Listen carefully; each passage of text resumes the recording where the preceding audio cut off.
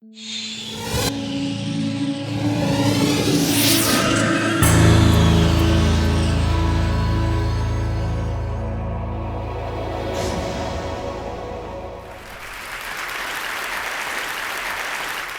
are truly passionate about the African wilderness and protecting the African wilderness. And so what we've done is we've focused on iconic cats. And I know in the light of human suffering and poverty and even climate change, one would wonder, why worry about a few cats? Well, today we're here to share with you a message that we have learned from a very important and special character, this leopard. Well, our lives have basically been like a super long episode of CSI, something like 28 years. In essence, what we've done is we've studied the science, we've looked at the behavior, we've seen over 2,000 kills by these amazing animals. But one of the things that science really lets us down on is that personality, that individual personality that these animals have. And here's a prime example. We found this leopard in a 2,000-year-old baobab tree in Africa, and the same tree that we found her mother in and her grandmother. And she took us on a journey and revealed something very special to us. Her own daughter, 8 days old. And the minute we found this leopard, we realized that we needed to move in, and so we basically stayed with this leopard for the next 4.5 years. Following her every day, getting to know her, that individual personality of hers, and really coming to know her. Now, I'm destined to spend a lot of time with some unique, very, very special, individualistic, and often seductive female characters. Beverly's clearly one of them, and this little leopard, Lachadima, is another, and she changed our lives. Well, we certainly did spend a lot of time with her. In fact, more time than even her mother did. When her mother would go off hunting, we would stay and film. And early on, a lightning bolt hit a tree 20 paces away from us. It was frightening, and it showered us with leaves and the pungent smell. And of course, we were stunned for a while. But when we managed to get our wits about us, we looked at each other and said, my gosh, what's going to happen with that little cub? She's probably going to forever associate that deafening crash with us. Well, we needn't have worried. She came charging out of the thicket, straight towards us, sat next to us, shivering, with her back towards Dereck and looking out. And actually, from that day on, she's been comfortable with us. So we felt that that day was the day that she really earned her name. We called her Lachadima, which means light from the sky. Now, we've found these individualisms in all sorts of animals, in particular in the cats. This particular one is called Intwai Dumela, he who greets with fire, and you can just see that about him. You know, that's his character. But only by getting up close to these animals and spending time with them can we actually even reach out and dig out these personal characters that they have. But through our investigation, we have to seek the wildest places in Africa. And right now, this is in the Okavango Delta in Botswana. Yes, it is swamp. We live in the swamp in a tent. But I must tell you, every day is exhilarating. But also, our hearts are in our throats a huge amount of the time because we're driving through water and it's the unknown territory. But we're really there seeking and searching and filming the iconic cats. Now, one of the big things, of course, everybody knows that cats hate water. And so this was a real revelation for us. And we could only find this by pushing ourselves, by going where no sane person should go. Not without some prompting, by the way, from Beverly. And just pushing the envelope, going out there, pushing our vehicle, pushing ourselves. But we've managed to find that these lions are 15% bigger than any others, and they specialize in hunting buffalo in the water. And then, of course, the challenge is knowing when to turn around. We don't always get that right. And on this particular day, we seriously underestimated the depth. We got deeper and deeper until it was at Dereck's chest height. Well, then we hit a deep depression, and we seriously submerged the vehicle. We actually managed to drown $2 million worth of camera gear. We drowned our pride, I must tell you, which was really serious, and we seized the engine. And of course, one of the rules that we have in the vehicle is that he who drowns the vehicle gets to swim with the crocodiles. You'll notice also that all of these images here are taken from the top angle by Beverly, the dry top angle, by the way. But all the places we get stuck in really have great views, and it wasn't a moment, and these lions came back towards us, and Beverly was able to get a great photograph of it. But we truly do spend day and night trying to capture unique footage. And 20 years ago, we did a film called Eternal Enemies, where we managed to capture this unusual, disturbing behavior across two species, lions and hyenas. And surprisingly, it became a cult film. And we can only work that out as if people were seeing parallels between the thuggish side of nature and gang warfare. It was amazing because you can see that this lion is doing exactly what his name, Intwaidamela, represents. He's focused on the hyena, and he is going to get it.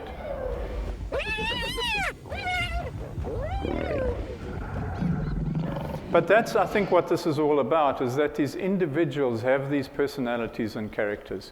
But for us to get them, not only do we push ourselves, but we live by certain rules of engagement, which mean we can't interfere. This sort of behavior has been going on for 3, 4, 5 million years, and we can't step in and say that's wrong and that's right. But that's not always easy for us. So as Dereck says, we have to work through extremes. Extreme temperatures, push ourselves at night, sleep deprivation is extreme. We're on the edge through a large part of the time. But for 10 years, we tried to capture lions and elephants together, and never ever managed until this particular night. And I have to tell you that it was a disturbing night for me. I had tears rolling down my cheeks. I was shaking with anxiety. But I knew that to capture something that had never been seen before, had never been documented, and I do believe you should stay with us. The amazing thing about these moments, and this is probably a highlight of our career, is that you never know how it's going to end.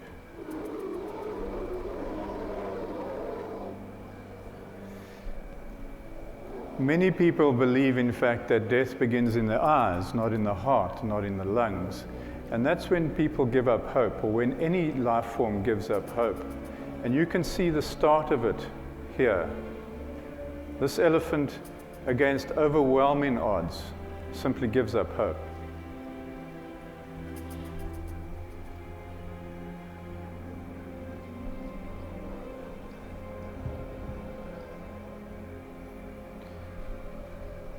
But by the same token, you can get your hope back again.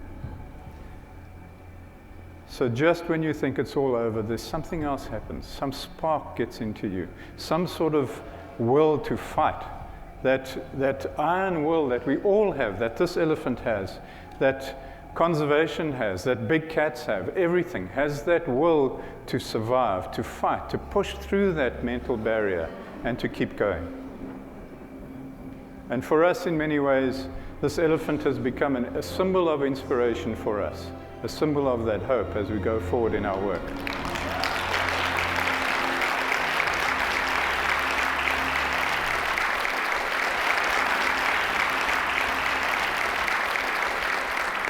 Now, back to the leopard. We're spending so much time with this leopard and getting to understand her individualism, her personal character, that maybe we were taking it a little bit far. We were perhaps taking her for granted, and maybe she didn't like that much. This is about couples working together, and so I do need to say that within the vehicle we have quite strict territories, Beverly and I.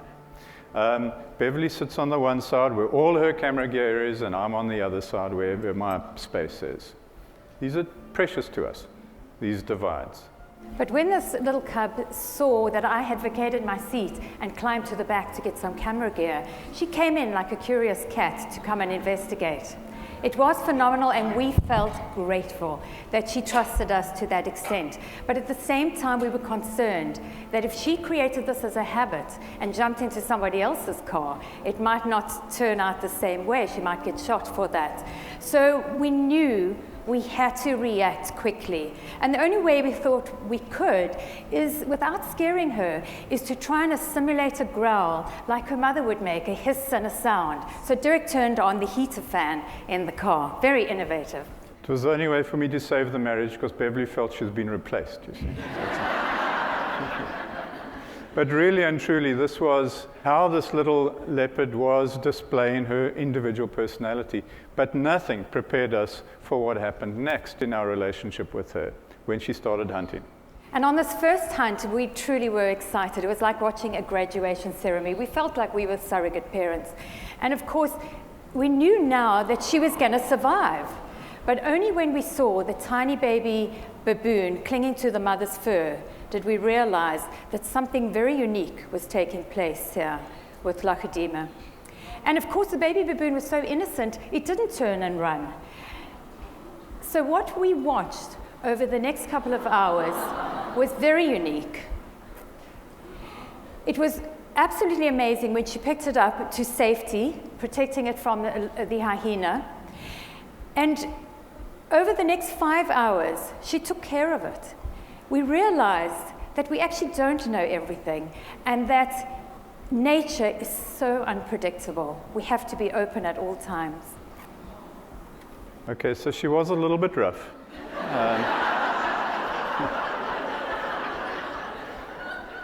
But in fact, what we were seeing here was interesting because she is a cub wanting to play, but she was also a predator needing to kill, and yet conflicted in some way because she was also an emerging mother. She had this maternal instinct, much like a young girl on her way to womanhood. And so this really took us to this new level of understanding that personality. And of course, through the night, they lay together, they ended up sleeping for hours. But I have to tell you, everybody always asks, what happened to the baby baboon? It did die, and we suspect it was from the freezing winter nights. So at this stage, I guess that we had very, very firm ideas on what conservation meant. We had to deal with these individual personalities, we had to deal with them with respect and celebrate them. And so we with the National Geographic formed the Big Cats Initiative to march forward into conservation, taking care of the big cats that we loved, and then had an opportunity to look back over the last 50 years to see how well we had all collectively been doing. So when Beverly and I were born, there were 450,000 lions, and today there are 20,000. Tigers haven't fared any better, 45,000 down to maybe 3,000. And then cheetahs have crashed all the way down to 12,000. Leopards have plummeted from 700,000 down to a mere 50,000. Now, in the extraordinary time that we worked with Lachudema, which is really over a 5-year period, 10,000 leopards were legally shot by safari hunters. And that's not the only leopards that were being killed through that period. There's an immense amount of poaching as well, and so possibly the same amount. It's simply not sustainable. We admire them and we fear them. And yet, as man, we want to steal their power. It used to be the time where only kings wore a leopard skin. But now, throughout rituals and ceremonies, traditional healers and ministers. And of course, looking at this lion paw that has been skinned, it eerily reminds me of a human hand. And that's ironic because their fate is in our hands. There's a burgeoning bone trade. South Africa just released some lion bones onto the market. Lion bones and tiger bones look exactly the same. And so in a stroke, the lion bone industry is going to wipe out all the tigers. So we have a real problem here. No more so than the lions do, the male lions. So the 20,000 lion figure that you just saw is actually a red herring, because there may be 3,000 or 4,000 male lions, and they're all actually infected with the same disease. I call it complacency, our complacency, because there's a sport, there's an activity going on that we're all aware of, but we condone. And that's probably because we haven't seen it like we are today.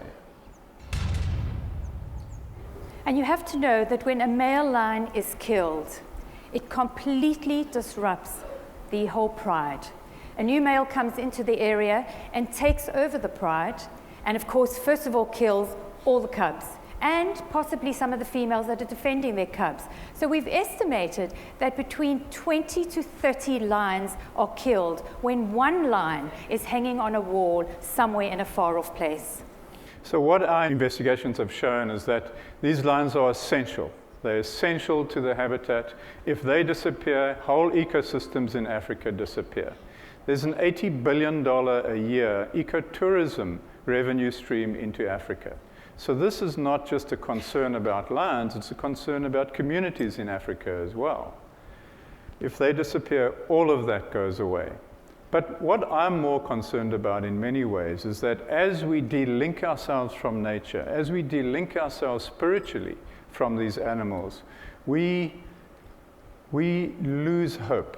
We lose that spiritual connection, our dignity, that thing within us that keeps us connected to the planet.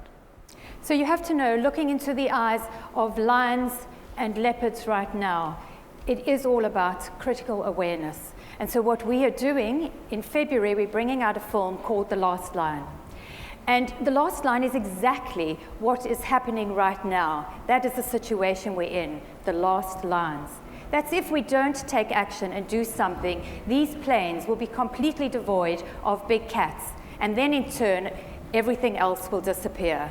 And simply, if we can't protect them, we're going to have a job protecting ourselves as well. And in fact, that original thing that we spoke about and designed our lives by, that conservation was all about respect and celebration, is probably true. That's really what it needs. We need it. We respect and celebrate each other as a man and a woman, as a community, and as part of this planet. And we need to continue that. Oh, and Lachadima? Well, we can report, in fact, that we're grandparents. Thank you very much.